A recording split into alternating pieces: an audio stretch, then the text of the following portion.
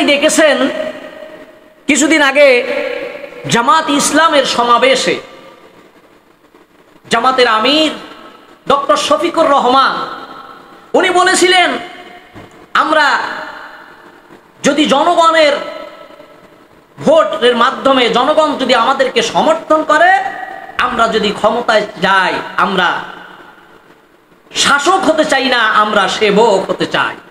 চ্যানেলটি সাবস্ক্রাইব করে আমাদের সঙ্গেই থাকুন। চ্যানেলটি সাবস্ক্রাইব করে আমাদের সঙ্গেই থাকুন। আমরা জনগণের সেবক হতে চাই। তিনি আরো বলেছেন, আমরা যদি ক্ষমতায় যেতে পারি, আমরা সরকারের আমরা কোনো গাড়ি, কোনো বাড়ি, কোনো যানবাহন আমরা ব্যবহার করব না।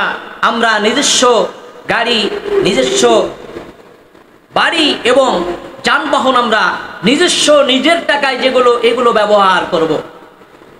এই বাংলার ভূখণ্ডে এমন কোন নেতা আছেন তাদের জবান থেকে এমন কথা বলতে পারবেন না, কারণ আপনাদের তো লক্ষ্যই হলো সেখানে গিয়ে আপনি গাড়ি, বাড়ি, ব্যাংক ব্যালেন্স, ভোগবিলাস করবেন।